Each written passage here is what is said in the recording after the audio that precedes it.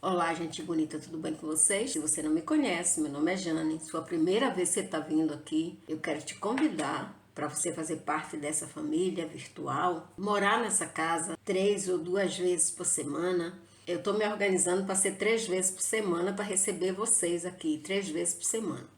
Mas por enquanto são 2 vezes por semana. Para quem não sabe, eu recentemente fiz 2 cirurgias no coração, estou ainda me recuperando, não estou no meu habitat, por isso que algumas pessoas têm me perguntado: ah, Jane, aquele cenário tão bonito que você tinha. Gente, eu não estou na minha casa, estava em outro país quando eu tive o infarto, não é minha casa, eu não posso ter as mesmas coisas que eu tinha lá. E sou grata, né, por estar aqui, por ter tudo acontecido de uma forma que eu fui socorrida, mas eu não estou na minha casa. Lá na frente a gente organiza novamente, tá? Aquele espaço que vocês gostam, aquele cenário que vocês gostam, mas por enquanto, bota a mente de vocês apenas no conteúdo. Observe o que está ao redor. Eu quero agradecer a todos que estão vindo aqui. Eu quero agradecer a todos que tentaram me ajudar de todas as formas, com carinho, com amor, com oração, mensagens que eu recebo todos os dias, mensagens de motivação, de incentivo, de amor, de carinho, de boas energias, de tudo. E aqueles também que me ajudaram, no momento mais difícil. Então eu quero agradecer a todos. Não estou bem ainda, aquela tosse ainda me acompanha. Eu melhorei bastante com a homeopatia, Quando eu decidi me cuidar, eu mesma me medicar, eu mesma usar os meus conhecimentos para me curar, foi que realmente eu comecei a melhorar. Mas eu estava num momento muito difícil, com os efeitos colaterais dos remédios alopáticos. São muito fortes, muito bem assim complicados, Quem já teve problema cardíaco sabe. Então, mas eu estou bem melhor, já a segunda semana que eu estou fazendo vídeo. A semana passada eu fiz 2 vezes, essa semana já estou aqui novamente. Moradores da casa, além do meu obrigado por tudo, meu abraço, meu carinho e minha gratidão eterna. No nosso tópico de hoje, eu estou respondendo a várias perguntas que eu recebo no Instagram, no TikTok, no Facebook e aqui. Jane, por que os narcisistas usam as mesmas táticas? Por que eles operam da mesma forma? Por que eles fazem as mesmas coisas? Por que eles dizem as mesmas palavras? Por quê? Por que eles são... o abuso é igual em todos eles? Por que eles usam o mesmo comportamento? Não importa a cultura, não importa o país, não importa em que parte do mundo ou de outro mundo que eles vivem. Por que eles fazem as mesmas coisas? Existem 4 linhas de estudos, Como vocês sabem, eu trabalho mais com pesquisas e estudos. Claro que eu uso os meus conhecimentos para analisar aqueles estudos. Gente, eu não sei se vocês já viram, já falei isso em vários vídeos, não sei se vocês já viram uma pesquisa. Uma pesquisa, quando ela é publicada, tem uma parte chamada abstrato. O abstrato é desse tamanho. A pesquisa é de anos e anos, 10 anos, 20 anos, 30 anos. E o abstrato, ele é uma folha A3 apenas. E uma pesquisa, às vezes, tem códigos que é difícil para a gente que é leigo, não é leigo no assunto, leigo em pesquisa. Então eles usam códigos, eles usam tabelas, que é muito difícil para a gente entender significados. Eu demoro de falar de um assunto porque é muito difícil, Para você pesquisar uma pesquisa, você vai ter que pesquisar uma pesquisa. Quando teve a pandemia, durante o ano de 2020, eu li 50 livros. Quase que tive um curto-circuito, Em 2021, eu li 30, se não me engano, para poder escrever um livro. Escrevi o livro e quando eu cheguei aqui na França, eu peguei o livro e coloquei, meu computador deu problema e eu peguei uma parte do livro que ainda tinha, coloquei no outro computador e simplesmente desapareceu. Sumiu como mágica, porque usamos vários aplicativos para ver se recuperava, para ver onde estava no computador, e é como mágica, simplesmente o livro sumiu, desapareceu, assim, em um clique. Eu tinha 5 livros escritos e simplesmente desaparecer. Então, é meio complicado essa história.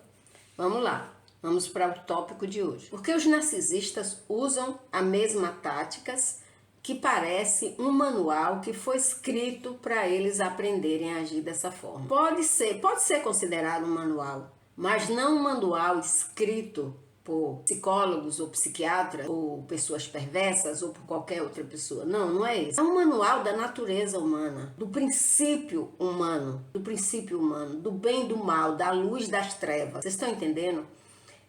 Para poder vocês entenderem. Então, existe um exemplo. Em uma família tem 5 pessoas, pai, mãe, 3 filhos.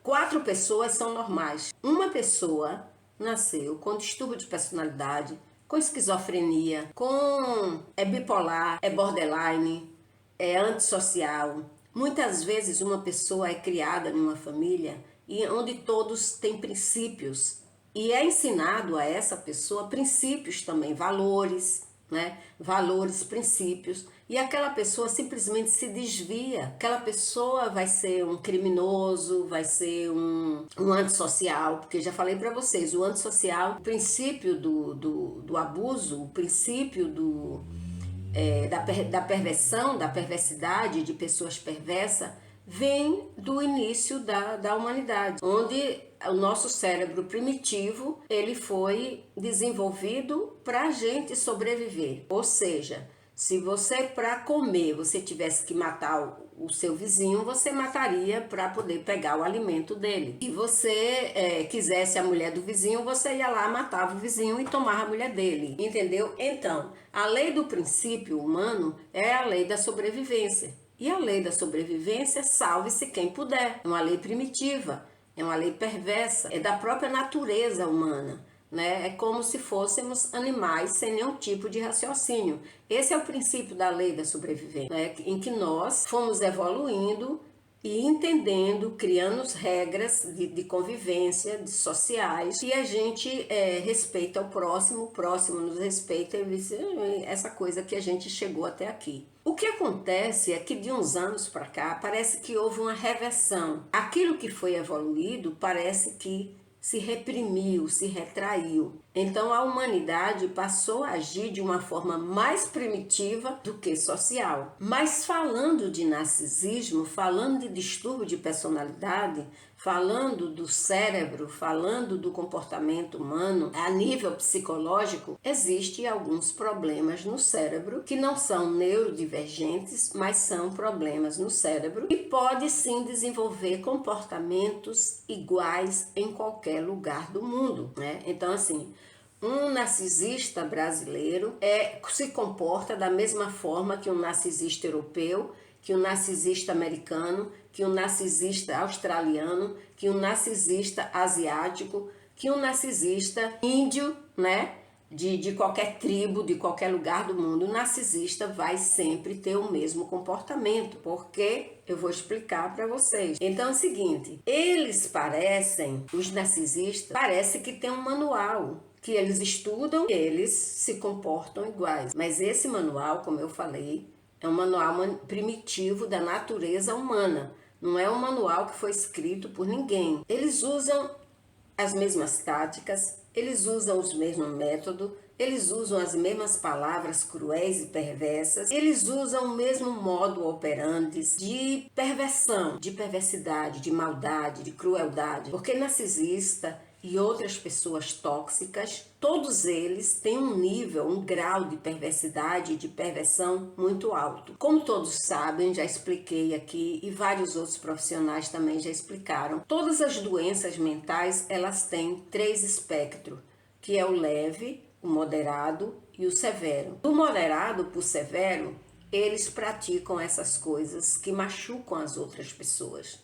Aqueles que têm apenas traços leves podem ser corrigidos com uma educação mais severa, que pode ser corrigido com o ambiente, né, mudando de ambiente e tal. Mas a partir do moderado é muito difícil mudar, muito complexo mudar.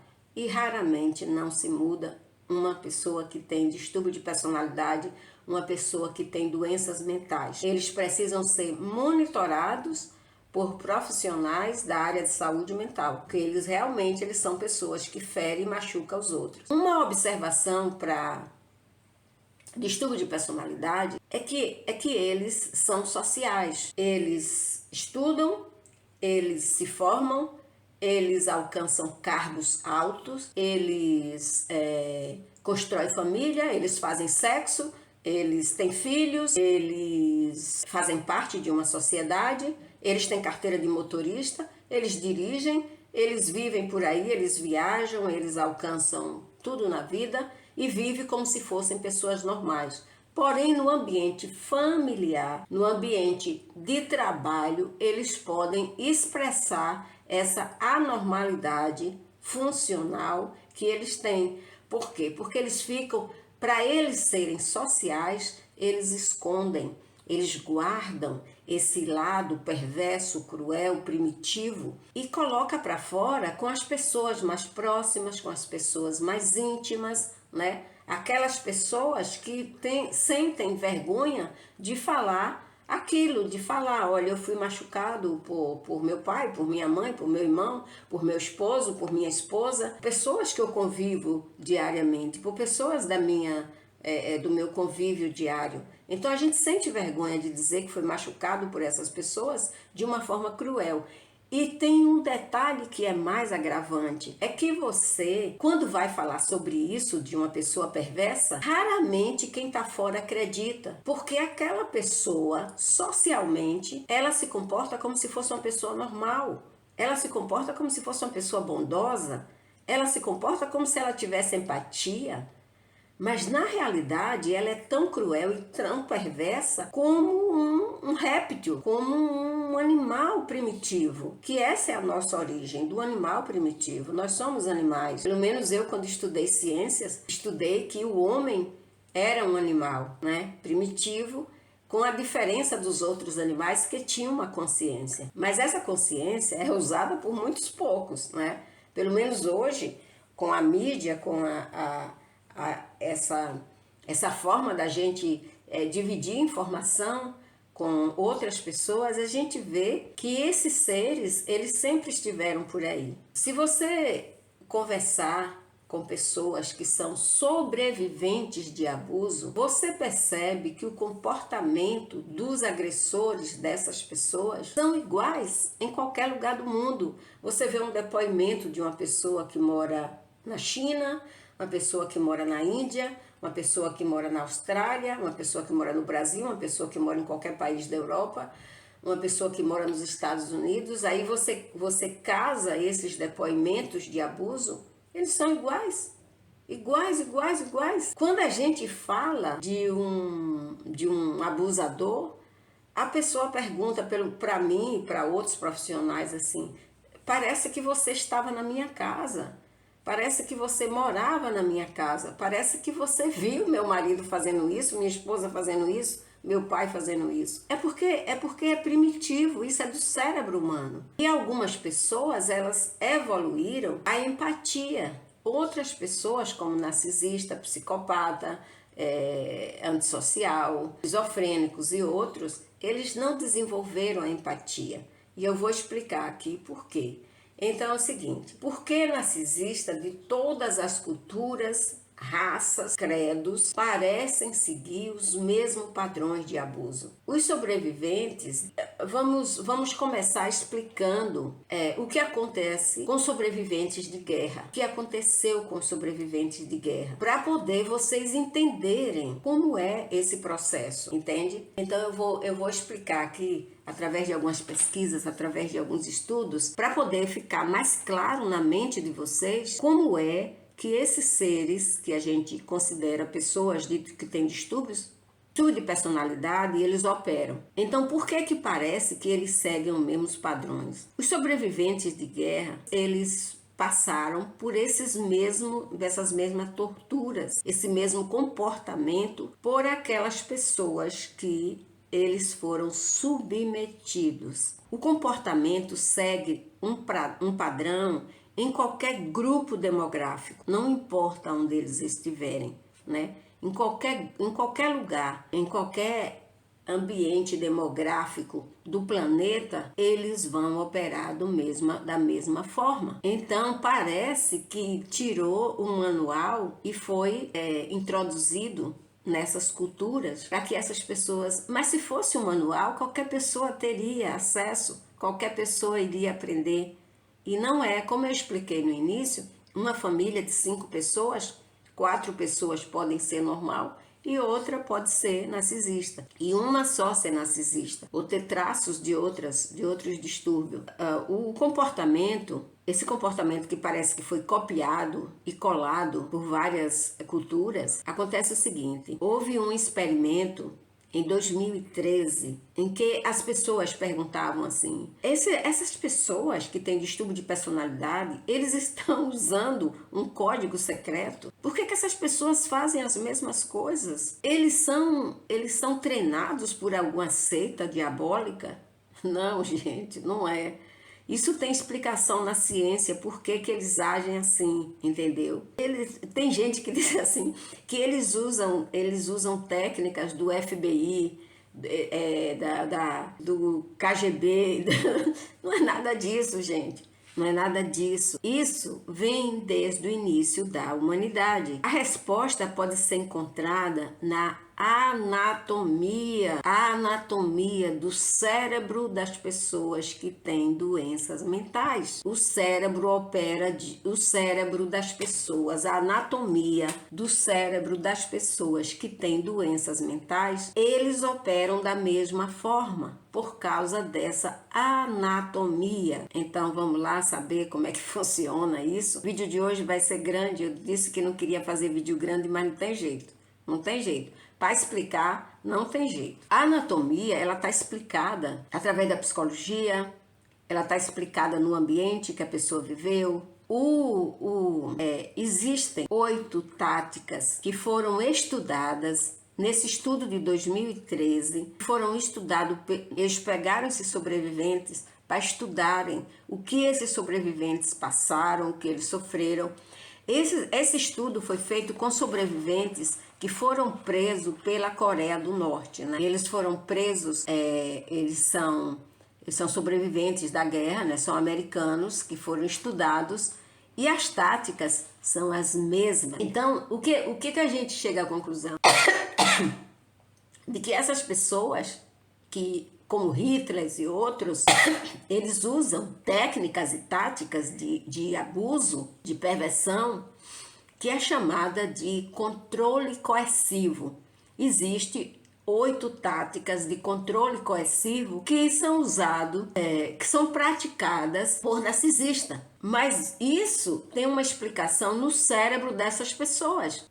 Então esses líderes mundiais, como Soros, como outros que praticam perversões, eles têm os cérebros iguais. A anatomia do cérebro deles é igual, entendeu? Então, controle coercivo, ele é constituído de 8 técnicas. O que é controle coercivo? É o ato ou padrão de agressão, ameaça, humilhação, abuso e intimidação. Eu vou repetir. Controle coercivo é um ato de agressão, ameaça, humilhação, intimidação, abuso que é usado para punir, assustar e intimidar uma pessoa, uma vítima no caso. O controle coercivo é uma forma sutil, visível ou invisível de violência psicológica, muitas vezes física, mas na maioria das vezes o controle coercivo é psicológico, que é usado para dominar uma pessoa, um grupo, uma sociedade e manter essas pessoas no poder de quem está usando o controle coercivo. Uma jornalista que fez parte desse estudo, que pesquisou também, chamada Jessie Hill, ela escreveu um livro, né? Ela é jornalista investigativa. No Brasil nós temos vários, né? Como aquele da TV Record, que agora esqueci o nome. Ele é um jornalista investigativo, então ele deve saber de coisas que até Deus duvida.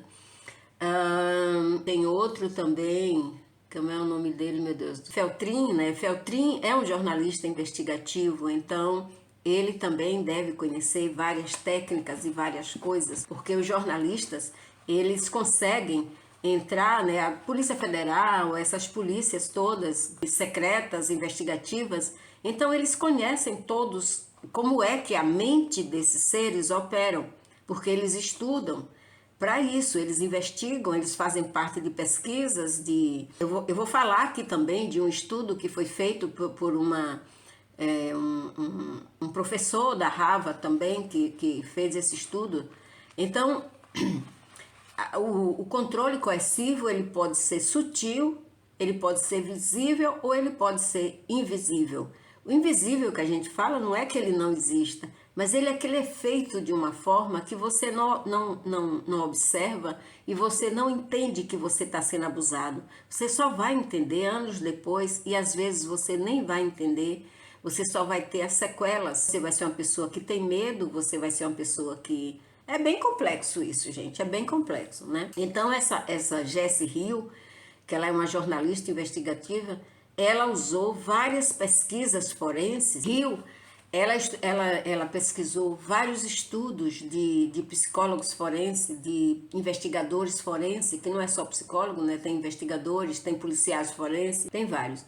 E ela navegou por esse mundo aí para examinar o sistema que produz e possibilita personalidades agressivas como sociopatas, psicopatas, narcisistas e todos os outros, borderlines, todos os outros. Se lembram daquele caso de Johnny Depp? E quem investigou o caso foi uma psicóloga forense, né, que investigou toda a atuação e o controle coercivo que aquela moça fez com Johnny Depp. Então, a violência doméstica, em todas as culturas, quando a gente fala a palavra, a gente fala o termo violência doméstica, normalmente as pessoas pensam que violência doméstica é física. Gente, a violência doméstica, ela é muito mais psicológica do que física, entendeu? Então, a violência doméstica em todas as culturas segue um padrão. Porque quem pratica violência doméstica tem um padrão psicológico, cerebral, a anatomia cerebral da pessoa que pratica violência doméstica é igual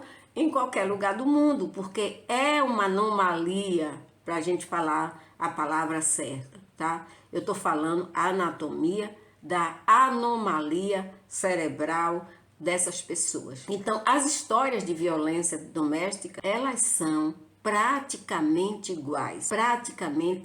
Vamos dizer que 99% é igual em qualquer cultura, em qualquer lugar, em qualquer ambiente, entendeu? As histórias de violência doméstica. Então, os sobreviventes de guerra que fizeram parte dessas pesquisas, desses estudos, os estudos de Romero, que foi publicado, o nome desse estudo dele é Sex Roles, ou seja, regras sexuais.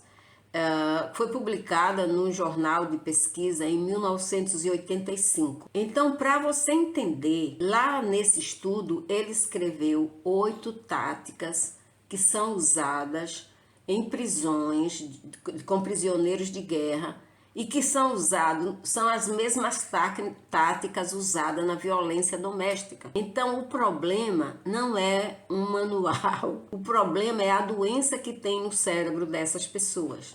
Então, ele escreveu as 8 táticas que são usadas, que foram usadas nos prisioneiros de guerra e que são usadas nas violências domésticas. Eu já falei para vocês e já fiz vários vídeos sobre um psicólogo e eu sou apaixonada, porque estudei ele durante muitos anos. Eu já falei que ele passou 10 anos estudando mulheres que foram vítimas de violência doméstica por maridos alcoólatras. Homens que foram vítimas de violência doméstica por mulheres alcoólatras. Tem mulheres alcoólatras e elas praticam as mesmas coisas que os homens alcoólatras praticam. Então, ele fez essa pesquisa durante 10 anos. Ele cuidou dessas pessoas. Então, essa pesquisa de Romero, que foi publicada no Jornal de Pesquisa de 1985, para poder você entender como é a mente de um narcisista. Então, eu vou falar sobre controle coercivo. que é utilizado na violência doméstica e foi usado pelos investigadores nos prisioneiros de guerra. Então é a mesma coisa. Os americanos que foram presos pela Coreia do Norte e se tornaram completamente, quando eles voltaram para casa, quando eles foram soltos, eles eram pessoas submissas, de um comportamento como um cachorro que um cachorro doméstico, né, que você um pet, um cachorrinho. Então esses prisioneiros de guerra, quando eles voltaram, eles estavam totalmente submissos a qualquer coisa. Ele obedecia a qualquer coisa que se mandasse fazer. Então, quando eles foram capturados, eles foram obrigados a dar informações falsas sobre seus companheiros de prisão. Eles foram obrigados a criticar publicamente o país deles, a forma como como o governo deles atuavam, e eles agiram assim contra seus próprios interesses. Eles agiram de forma que beneficiasse os interesses dos seus inimigos, daquelas pessoas que prenderam eles. Então, nessa carta, que é chamada de Controle de Coerção de Buderna, ele detalha essas 8 táticas que foram usadas por os abusadores no isolamento. Então, a primeira tática, qual é a primeira tática? Isolamento. O que é que um narcisista faz? Ele isola a sua vítima dos familiares, dos amigos, dos colegas. Então, eles é proibido a socializar com amigos, eles são proibidos de visitar parentes, eles são proibidos de ter intimidade, conversas, ter amizade com os colegas. Então, a primeira tática é o isolamento. Esse isolamento não quer dizer que a pessoa vai ficar presa no ambiente. Entenda isso. O isolamento, ele é de uma forma sutil, em que a pessoa começa a proibir as suas amizades. Amizade com parentes, amizades com amigos, amizade com colegas. Então, começa aí o isolamento. Isso é feito de uma forma tão sutil, tão perversa, que a vítima começa a sentir medo do seu agressor, que não é um agressor físico, é um agressor verbal, é um agressor psicológico. Então, a primeira tática é o isolamento. Você é excluído das suas atividades recreativas, você é excluído da família, você é excluído dos amigos, você não tem acesso a transporte, você não tem acesso a telefone, você perde a sua capacidade financeira. Então você vai sendo cortado de você, tirado acesso a transporte. Por exemplo, se você tem um carro, se seu marido é o agressor, sua esposa, ela vende o carro deles para ficar usando o seu, e você começa a andar de transporte coletivo. Se seu telefone for melhor do que o deles, eles procuram usar o seu telefone ou então controlar. Eles controlam o seu telefone, com quem você fala, o que você fala. Eles clonam seu telefone para saber com quem você está falando, o que você está falando. E eles falam com as pessoas que estão na sua agenda telefônica como se fosse você, entendeu? Eles mandam mensagem como se fosse você. Então, isso é a coerção do isolamento. A vítima passa a ser desacreditada da família, dos amigos, dos colegas, dos funcionários, dos clientes. Elas passam a ser desacreditadas e as pessoas vão se afastando, e aquele círculo de amizade e familiar, de colega, de trabalho, vai ficando restrito, até você perder o emprego, perder o trabalho, ou você se afastar totalmente da família e dos amigos. A segunda tática de coerção é debilitar a vítima e exaustar a vítima. A vítima fica exausta. Eles usam, sabe, é como se você estivesse respondendo a um julgamento. Então eles não deixam vocês em paz. Mandam mensagem toda hora, uma em cima da outra, deixa várias obrigações para você fazer. Você não tem tempo de fazer as suas coisas. Então você vai sempre estar você tem sempre uma obrigação para o seu agressor. Quando ele percebe que você tem um tempo livre, eles começam a mandar mensagem. Você fez isso, você fez aquilo, eu deixei essa obrigação para você fazer, eu deixei isso escrito em tal lugar. Olha o cachorro, olha o gato, olha tudo, sabe? Olha o passarinho. Veja se tem uma borboleta voando no jardim. Então, assim, eles pegam qualquer tempo livre que você tiver para infernizar a sua vida, até você chegar ao extremo da exaustão. Exaustão psicológica, exaustão física. Isso é perverso demais. O nome disso é coerção. Essa é uma tática usada por narcisistas, por policiais, por todo tipo de pessoa que usa essas táticas tanto profissionalmente como de uma forma perversa para conseguir dominar o outro, entendeu? É uma tática de domínio. Então você não tem tempo para fazer nada para você, você não tem tempo para relaxar, então você chega à exaustão. Aí você tem um burnout e a pessoa diz assim, mas você estava em casa, você não fazia nada, você não trabalha. É que às vezes as pessoas pensam que exaustão é só física. Gente, a pior exaustão não é física. A exaustão física, você come e você melhora, você dorme e você melhora. A exaustão psicológica é a exaustão da energia vital que mantém o ser humano vivo. Entendeu agora? Você entendeu agora o que é exaustão psicológica? É por isso que a pessoa que chama burnout é porque queima os seus neurônios. Queima os neurônios. É isso. Isso é muito perverso, isso é muito cruel. Isso é de uma perversão fora do normal. Então vocês têm que se afastar dessas pessoas, porque essas pessoas, elas são criminosos sem armas, tá? Elas matam as pessoas sem armas, como se fazia com os escravos. Os escravos, eles sofreram dois tipos de abuso, que era o físico e o psicológico, mas o psicológico é o pior. Abuso psicológico é pior do que o físico. Entendam isso. Então, a segunda é dominação pela exaustão. A terceira tática de coerção é ameaça. Eles ameaçam sua família, seus amigos, eles ameaçam contar segredos que você confidenciou, porque primeiro eles agem de uma forma para conseguir de você todas as informações possíveis sobre sua família, sobre sua vida, sobre seu passado, sobre seus amigos, sobre seus colegas, sobre seu chefe, sobre tudo, que depois eles vão usar essas informações para abater você. Então eles começam a usar de ameaça, que vai expor os seus segredos, que vai expor a sua família, que vai expor os seus amigos. Eles começam, você tem um animal de estimação, eles começam a ameaçar seu animal. Outras vezes, se você tiver filho com eles, eles ameaçam os filhos. Eles obrigam, tática de coerção, de ameaça. É tão perigosa que às vezes as vítimas se suicidam. As vítimas cometem suicídio porque não aguenta. E tanta ameaça, a vítima comete suicídio. Outra coisa também que está embutido na tática de ameaça é quando eles, os abusadores, ameaçam de abandonar você.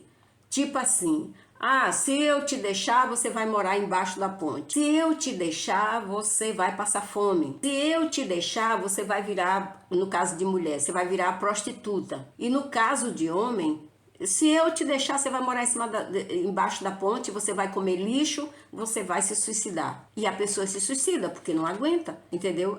Normalmente, quando a pessoa vive um relacionamento abusivo, que você vê que a vítima se suicidou, é porque não aguentou a pressão psicológica, a ameaça psicológica. E tudo isso, no caso de violência doméstica, no caso dos abusadores domésticos, eles dizem que é por amor. Estou fazendo isso por amor a você. Estou fazendo isso porque gosto de você. Vá para o inferno, que eu não quero que ninguém goste de mim dessa forma. Mande também essas pessoas ir para o raio que o parta, porque isso é crime. Isso vai destruir você. Não queira essas pessoas perto de você. Essas pessoas são perversas. Elas são doentes. E aqui, mais na frente, eu vou dizer a você qual é a doença que eles têm no cérebro, tá? Eles são doentes. São pessoas que não têm empatia. A empatia é que faz você ser ser humano, você ter uma atitude humana. Quem não tem empatia tem atitude primitiva, atitude animal. Quem tem empatia tem atitude humana de uma pessoa que desenvolveu a sua consciência. Então, eles fazem isso porque querem? Não, mas eles são perigosos. O que é que a gente vai fazer? Se afastar. A quarta, humilhação, degradação, humilhação pública. Eles começam a dizer coisas para te humilhar publicamente. Eles começam a falar mal de você para os colegas de trabalho, para os amigos. Aí os colegas de trabalho dessas pessoas começam a olhar para você como se você fosse um criminoso, sendo que o criminoso é aquela pessoa que falou mal de você. Então, assim, eles começam a falar mal de você, né? O marido fala mal da mulher, a mulher fala mal do marido, o pai fala mal dos filhos, os filhos que são narcisistas falam mal dos pais. Então, assim, começam a falar mal publicamente, tá? Publicamente não quer dizer que a pessoa vai subir em um palco para falar, não, gente. Quando você fala mal de uma pessoa da sua família, para um colega de trabalho que não tem nada a ver com você, para um amigo, você está falando publicamente, você está falando mal, você está degradando a reputação daquela pessoa, tá bom? Então, no caso dos prisioneiros de guerra, eles eram obrigados a participar. Eles eram forçados a participar de atos sexuais degradantes, assim como essas mulheres que são presas também, né? Elas são obrigadas a esse tipo de coisa. Abuso verbal, xingamento, punição, insulto, provocações, negação de privacidade, ou seja, você não tem privacidade. Você tem que fazer tudo ali na frente das pessoas. Você não tem privacidade para dormir. Isso é a quarta. A quinta, distorção e monopolização das percepções, das suas percepções. As suas percepções são monopolizadas. Você passa a ser culpada pelo abuso que você sofre. Você não faz nada certo, você não faz nada correto, você é preguiçoso, você é preguiçosa, você é ingrata, você é ingrato, você é mentiroso, você é mentirosa. Então, por causa disso é que eu faço isso com você. Então, você passa a ser humilhado, né? Passar por humilhação ou pela monopolização da sua percepção. O sexto, pessoas narcisistas, pessoas psicopatas, pessoas antissociais, pessoas perversas, elas começam a se aproximar de pessoas que têm poder. Elas criam amizade com pessoas que têm poder, com pessoas do jurídico, como advogados, como pessoas que têm altos cargos. Para que elas fazem isso? Para usar contra você, para usar. Então, o sexto é a manipulação do sistema jurídico, o sistema de poder. Elas usam as pessoas que estão em posição privilegiada ou em posição de privilégios para perseguir e confrontar a vítima, para a vítima se sentir impotente. Então, você é vítima de narcisista? Faça amizade com policiais, faça amizade com advogado, faça amizade com juízes, faça amizade com pessoas que têm poder. Porque quando o narcisista ou a narcisista fizer isso com você, você confronta eles com a mesma coisa. Tem momentos que você vai precisar também agir como narcisista. Só não vai virar narcisista porque você tem uma consciência ativa e você não tem o que eu vou dizer aqui que o narcisista tem. A sétima é o reforço intermitente, favores ocasionais, promessas de mudança. Ou seja, eles começam a fingir que eles são bonzinhos. Então, o reforço intermitente é assim. No caso de violência doméstica, o abusador ou a abusadora começa a te tratar como lixo e à noite te dá um reforço sexual. Te dá um sexo maravilhoso, te beija, te abraça, aumenta a oxitocina, aumenta a dopamina, aumenta a serotonina. Aí você pensa que a pessoa mudou. Não muda. Sabe por quê? Porque eles são doentes mentais. Doente mental não muda. Nem nem tratamento psiquiátrico muda. Apenas o tratamento psiquiátrico é para controlar esse instinto perverso. Eles começam a fazer reforço intermitente. Se eles te deixavam com fome, eles começam a te dar um pouco de comida. Se eles te deixavam sem sexo, eles começam a te dar um pouco de sexo. Se eles te deixavam sem roupa, eles te dão um presente de surpresa. Traz uma roupa para você maravilhosa que você desejava. Então eles começam a fazer a perversidade intermitente com bondade, entendeu agora? Então esse é o reforço intermitente, né? Eles prometem, quando eles estão fazendo a parte boa, eles prometem mudar. Eles não vão mudar, eles não mudam. Eles começam a seduzir você, a usar o charme deles, né? Se é que eles têm, e você se seduz. Aquele sorriso, aquela bondade, fazer uma comida gostosa que você adora,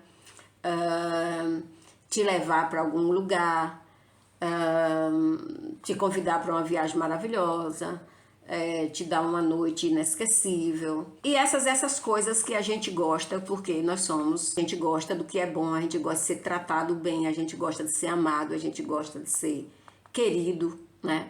Então eles começam a fazer isso, o reforço intermitente. Eles fazem as maldades, que é da natureza deles, e depois eles compensam com alguma coisa que te agrada. Esse charme, ele usa charme como estratégia de explosões inesperadas de bondade e afeto. Explosões inesperadas de bondade e afeto. Isso motiva você, que é a vítima, a ter esperança de que eles vão melhorar, de que eles vão agir como uma pessoa normal. E a oitava e última tática coerciva é cumprir exigências triviais. Eu já falei, né?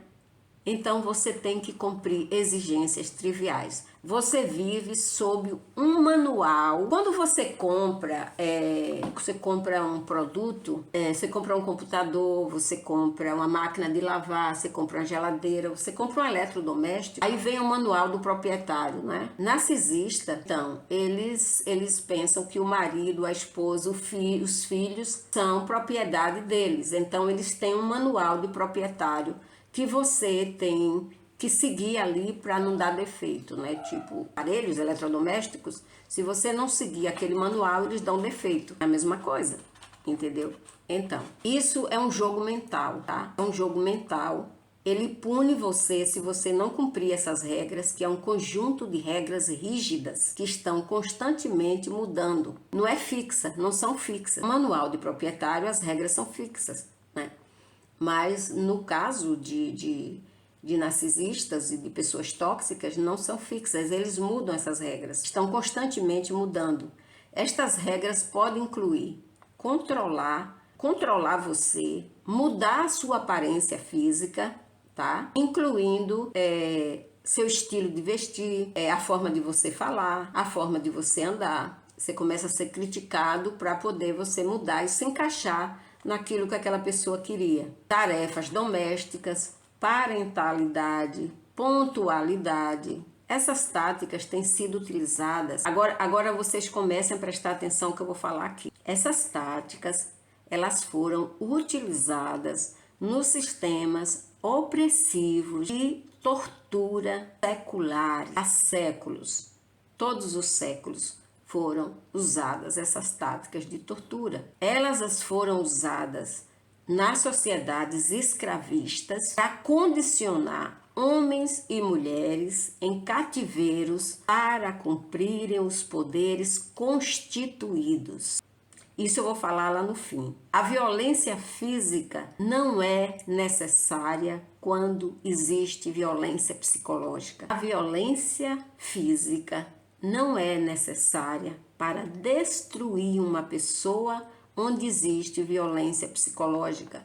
Uma vítima de controle coercivo, ela será destruída mais facilmente pelo abuso psicológico do que pelo abuso físico. Primeiro porque pessoas que sofrem violência física, ela tem um tempo determinado para fugir daquela situação. A pessoa que sofre controle coercivo psicológico, ela demora a entender, principalmente se tiver o reforço intermitente. Se tiver o reforço intermitente, demora mais ainda para a pessoa entender. Então, a violência física é pouquíssimo necessária onde existe o controle de coerção. O controle de coerção é muito mais eficaz do que a violência física. A doutora Judith Arman, uma professora da Universidade Harvard, escreveu o seguinte: o controle coercivo permite a um humano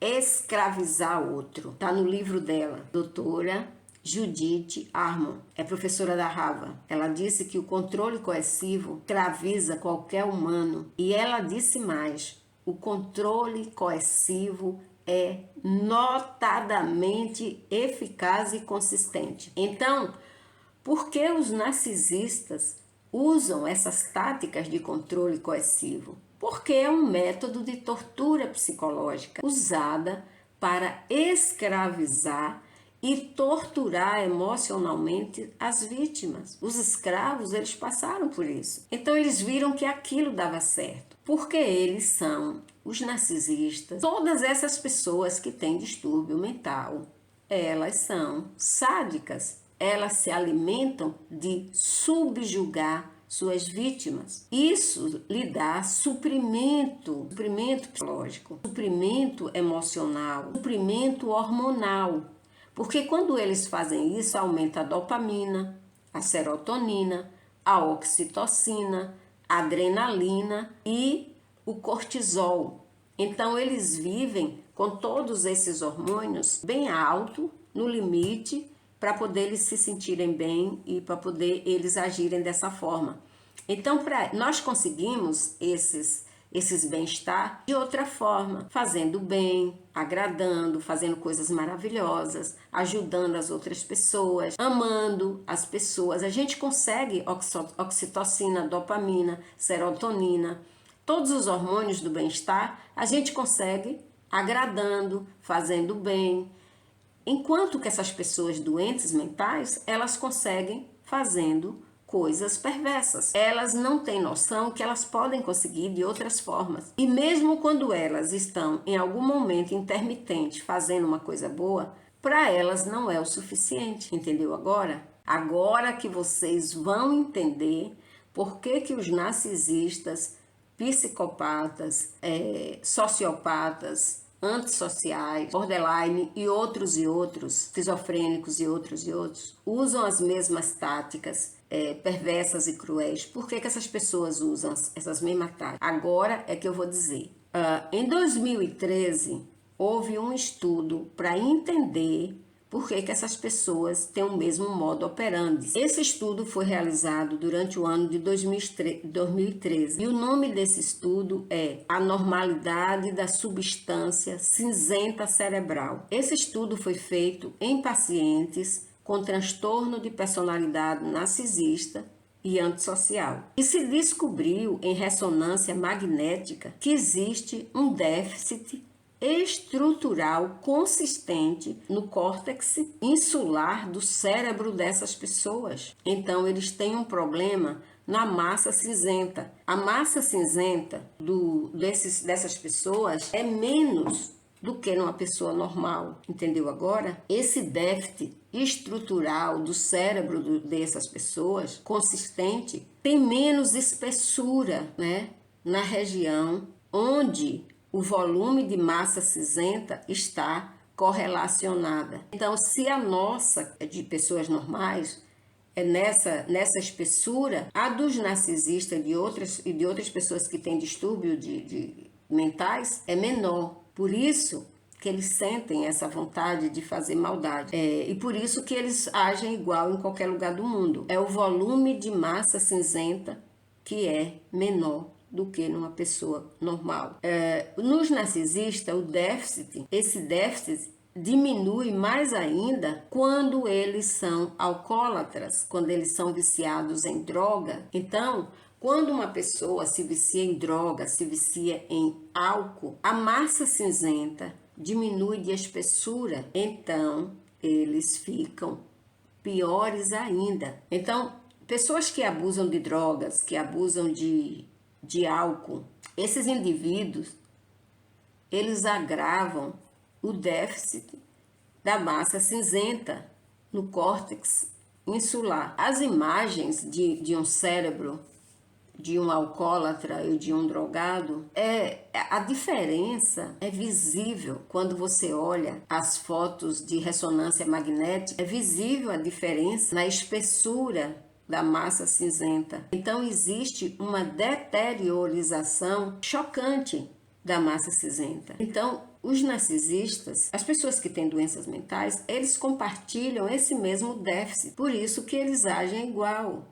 Essa é uma das razões por que eles agem iguais. É o déficit no córtex insular, que prejudica a sua capacidade de empatia. Então, eles não têm empatia. A empatia deles é cognitiva, entendeu?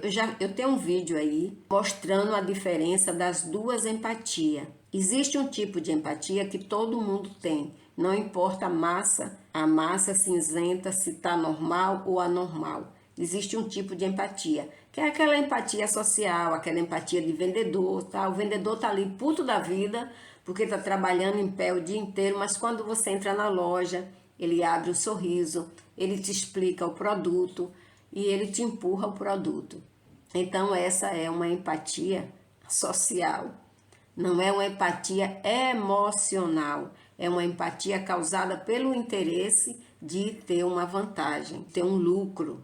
Você está entendendo agora? Então, existe dois tipos de empatia. Eu tenho um vídeo aí explicando as duas empatias. Então, essa empatia cognitiva, ela é considerada uma empatia fria. Não é aquela empatia eloquente, não é aquela empatia de amor. Sabe aquela empatia maravilhosa que a gente tem quando a gente vê uma pessoa que a gente gosta, que a gente ama, que a gente quer ajudar. Quando você vê... Não é essa empatia. A empatia cognitiva, ela é fria, que é chamada empatia fria, bom?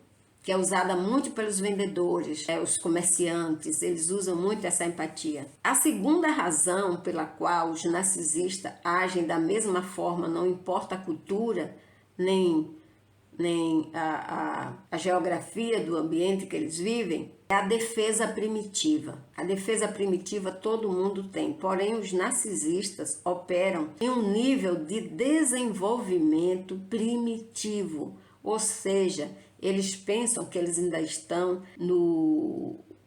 na era da caverna, em que eles precisam dominar o outro e não... Entendeu agora? Vocês entenderam? Isso é importante que vocês entendam. Porque no tempo da caverna, as pessoas conseguiam as coisas pela força, pela dominação, não pela razão, não pelo convencimento, não pelo amor, não era assim. Então, o cérebro das pessoas normais se desenvolveram para empatia, para esse ponto. Enquanto que as pessoas que têm doenças mentais, elas continuam operando no sistema primitivo, que é conseguir as coisas pelo domínio. O escritor Enzo Corruti, ele escreveu o livro A Análise do Self, né? A Análise do Eu, onde ele afirma que as noções infantis de grandiosidade normalmente evolui para a autoestima. No entanto, se um trauma psicológico perturba o processo, o eu mais primitivo é o que se torna dominante. Então, na versão narcisista, o que domina é o cérebro primitivo e não o cérebro evoluído, tá entendendo? Do eu, o cérebro primitivo do eu continua operando mais forte no narcisista e nas outras pessoas que têm problemas. Porque esse eu primitivo, ele continua inalterado, ele não evoluiu a ponto de sentir empatia pelo outro. Ele continua achando que o processo tem que ser dominar, entendeu? Então esse é um estado mental primitivo, que é a segunda explicação porque os narcisistas operam igual, como se fosse um manual. É que o cérebro deles continuam operando mais no primitivo do que no evoluído. Como é que um cérebro primitivo vê o outro como ameaça? Ele está sempre vendo a outra pessoa como ameaça. Então eles querem dominar. Eles veem tudo em preto e branco, né? Eles não veem a vida colorida. Eles veem tudo assim como bom e mal. Eles não acreditam que uma pessoa pode evoluir, que uma pessoa pode aprender, que uma pessoa pode ser empática. Eles não acreditam nisso. Eles não acreditam no amor. Então, para eles é amor e ódio ao mesmo tempo. É por isso que eles oscilam entre o bombardeio de amor e a desvalorização daquilo que eles amaram. É muito complicado isso. Então, esse mecanismo de defesa arcaico, atrofiado, é o que tem na cabeça de um narcisista, de uma pessoa tóxica. Eles mostram que no nível emocional é como se eles fossem uma criança de 2 anos ou de 3 anos. Quando eles querem as coisas, eles batem o pé, eles querem, eles não entendem que a outra pessoa também tem vontade, tem gosto, eles não entendem que a outra pessoa tem inteligência, eles não entendem nada disso. Eles se comportam como uma criança, só que é uma criança em um corpo de adulto, torna cruel. A terceira razão pela qual os narcisistas parecem operar dentro de um manual de perversão, eles parecem atuar dentro desse manual perverso, são modelos de comportamento. Por exemplo, uma pessoa que vive em um bairro violento e uma pessoa vive em um bairro que é dominado pelos traficantes, provavelmente ele tem maior possibilidade de se tornar também um traficante, que é o ambiente que molda as pessoas. Uma pessoa vive numa casa que é um caos. Hoje até eu fiz um post falando sobre isso, sobre o caos familiar, o caos dentro de um lar, lá no Instagram. Quem quiser ver, vai lá, né? Se você vive em um lar que tem caos, briga, confusão, disputa disso, daquilo, os irmãos brigam, se ofendem, não se respeitam, tem todo tipo de violência, fatalmente você será uma pessoa assim. Se você vive em um bairro violento, você vai ter que entrar naquele sistema para se proteger, para sobreviver. Então, assim, o ambiente, ele modela as pessoas, modela o comportamento disfuncional. Eles nascem e crescem em ambientes onde esses comportamentos são modelos, são como modelos. Então, para eles, pode ser também a dinâmica familiar. Um pai narcisista, um pai alcoólatra, uma mãe alcoólatra, uma mãe narcisista, uma mãe dominadora, uma mãe agressiva, desrespeitosa, entendeu? Então, tudo isso modela o comportamento da pessoa. Aí você vai me dizer assim, Jane, mas na minha casa somos 10 pessoas, só uma é narcisista. Aí eu vou explicar no próximo, tá? No próximo motivo que as pessoas operam sobre um modelo que parece um manual. Então, assim, é a dinâmica familiar de um pai, de uma mãe narcisista ou uma figura de autoridade. Essas pessoas que são criadas por tio, por tia, por familiares, por estranhos, pessoas que vivem em abrigos, em orfanatos, eles podem desenvolver essas doenças. Primeiro, gente, é o problema da anatomia do cérebro. Então, uma criança que foi gerada, por exemplo, a mãe não se nutria direito durante a gestação. Essa criança vai nascer com problemas mentais. Não tem para onde correr, entendeu? Ela pode nascer uma criança doente, ela pode nascer um narcisista, ela pode nascer um psicopata, ela pode nascer um antissocial, porque ela não recebeu a nutrição. Houve agora, em 2023, uma pesquisa gigante, na Universidade de Londres, na Universidade Harvard, na Universidade de Stanford, em várias universidades fizeram uma pesquisa sobre alimentação. Então, pessoas desnutridas geram filhos com problemas mentais. Pessoas desnutridas têm problemas mentais, desenvolvem problemas mentais, porque o cérebro vai atrofiando. Falta de vitamina B12, falta de zinco, principalmente os minerais, tá? Os minerais são essenciais. O zinco é o alimento do cérebro. Então, se você não se alimenta direito, se você não se alimenta com proteínas, fatalmente você vai ter problemas mentais, você vai ter ter filhos com problemas mentais, se você não se nutre durante a gravidez. Isso é fato, são estudos, está provado. Houve um estudo na Universidade de Glasgow, com 90, foram 10 anos de estudo, com 95, olha a quantidade de pessoas que foram pesquisadas, 95 mil mulheres grávidas. 95 mil mulheres grávidas. Todas elas tiveram filhos. Sabe com que doença? Autismo. Sabe o que foi que se descobriu em comum em todas essas 95 mães? Elas estavam desnutridas durante a gravidez por todos os exames que elas fizeram. Então, as doenças neurodivergentes, como o autismo, estão relacionadas com desnutrição. A pesquisa está na Universidade de Glasgow, tá? É acessível a qualquer pessoa. Então, gente, as doenças do cérebro, as doenças mentais, elas vêm de várias coisas, de várias origens. É preciso ter cuidado. TDAH é uma doença de desnutrição. Ah, mas eu como 5 vezes por dia. Você pode comer 10 vezes por dia. Se você não come os alimentos certos, balanceado, não adianta, gente. Não adianta. Uma das últimas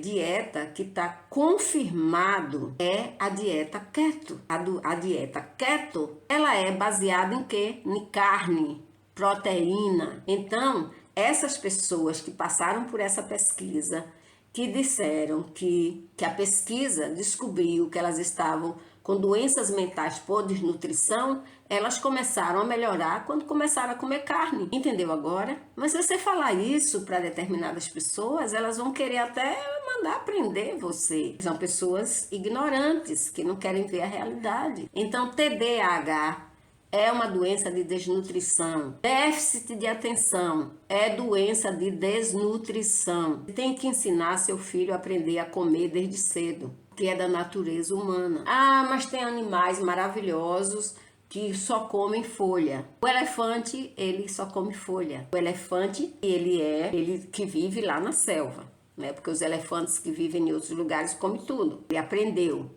Mas o que vive na selva, ele só come folha. Ele derruba as árvores para se alimentar. Porque é a natureza dele, não é a nossa natureza. A nossa natureza é diferente. Eu vi outro dia uma pesquisa brasileira também. O Brasil faz muita pesquisa, tá? E que não são divulgadas no Brasil. Então, essas táticas coercivas, narcisistas, eles experimentam, eles aprendem observando. É uma da forma deles fazerem as coisas iguais. Eles observam o ambiente que eles vivem, a sociedade que eles vivem. Quando eles observam, eles vivem nesses lares eles são expostos à violência doméstica visível, invisível, traumática. Para qualquer criança narcisista jovem, eles reagem ao trauma por meio da introjeção. Internalizando. Introjeção é quando eles internalizam o abuso que foi exposto durante a infância e assumindo um comportamento dominante que existia naquele ambiente, que para eles foram um modelo de comportamento, um modelo de criação. Eles irão usar esses abusos quando adultos. Portanto, a razão pela qual todos os narcisistas têm o mesmo modo operandi, que parece um manual narcisista, é que eles partilham de um defeito no córtex insular, que é a diminuição da espessura da massa cinzenta, que também tem a ver com desnutrição, tá bom? Tem a ver com desnutrição também. Esse córtex, essa observação no córtex insular que reduz a capacidade da pessoa de sentir empatia emocional. Eles não perdem a empatia cognitiva, mas eles perdem a empatia emocional consistente. Isso não evolui neles. Além do mecanismo de defesa primitivo, que também não evoluiu, e muitas vezes eles aprendem táticas coercitivas consistentes, modeladas pelo reforço do ambiente que eles viveram na infância. E a quarto motivo que eles operam iguais é a hereditariedade. Isso está na família. Seu pai é normal, sua mãe é normal, seus irmãos, mas um na sua casa é perverso, é narcisista, é psicopata, antissocial, é esquizofrênico. Vá pesquisar sua família. Uma avó, uma tetravó, uma bisavó, uma tia, uma tetratia, um primo, um tetraprimo sofria desse mesmo comportamento, dessa mesma doença. Está no DNA. Normalmente, uma pessoa, duas pessoas no máximo numa família desenvolve. Não são todas as pessoas. Então tá no DNA. As doenças estão no DNA, sejam elas físicas como mentais. Então, se ninguém na sua casa tem esse comportamento, se seus pais são normal, deram educação normal, educação amorosa, fez tudo que um pai e uma mãe pode fazer por um filho, e esse filho tem esse comportamento, vá buscar na família que você vai encontrar. É no DNA dele que está. Não é no ambiente que ele foi criado, não é no modelo que ele foi criado, não é no córtex insular, não é na massa cinzenta do cérebro dele. Está no DNA, na família, está no sangue. Vai buscar que você vai encontrar. Não existe uma pessoa que tem todo mundo normal e todo mundo foi criado da forma correta e esse daí é diferente ou essa é diferente. Vá buscar na família que você vai encontrar. Vá pesquisar a sua origem. Está lá na sua origem. Não tem como escapar disso não, gente. Não tem como escapar. Está na nossa família. Nós somos sombra e luz. Nós somos primitivos e evoluídos. Então, aqueles que não evoluíram, que ficaram lá no primitivo, estão lá na herança hereditária infeliz da família. Aquele familiar perverso, aquele familiar ruim, aquele familiar doente. Às vezes é 5, 10 gerações atrás da sua. Está na família, está no DNA, não tem como escapar não. O bom e o mal, o bom e o ruim, o saudável e o doente está na família, está no DNA. Não tem como correr, não tem como escapar disso não. Então vocês que são milhares de pessoas me perguntam, tanto em todas as minhas redes sociais, todas perguntam, Jane, isso é coisa do demônio, porque eles são iguais, porque eles operam iguais. Não é, gente, tem explicação, acabei de falar. Tem explicação, para tudo na vida tem explicação. E as doenças mentais têm explicação. Às vezes eu pergunto a um cliente, outra coisa também, uma coisa também, quando você atrai essas pessoas para a sua vida, não tem ninguém assim na sua família, todo mundo é normal, carinhoso, amoroso, preocupado, empata, e você atrai um narcisista, um psicopata, você atrai um esquizofrênico para sua vida. Em alguma pessoa da sua família já viveu isso, gente. Já viveu isso. Aí você atrai. E o que eu posso fazer? Afastar. Não tem outra solução. Você vai curar um narcisista? Não vai, não existe. Você vai curar um psicopata? Não vai, não existe cura. Você vai abrir o cérebro dele para...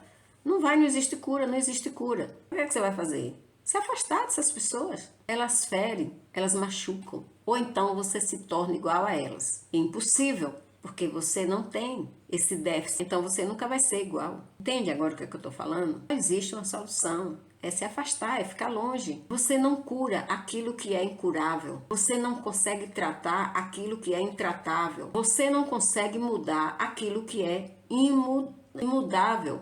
Para de se iludir, pare de se iludir. Você não quer se machucar, você quer levar uma vida normal, você quer ser feliz, você quer ser próspero, você quer... Se trate, se afaste. Não existe essa solução. Afastar e se tratar. Porque você, quando sai da companhia dessas pessoas, você está tão doente que não aguenta.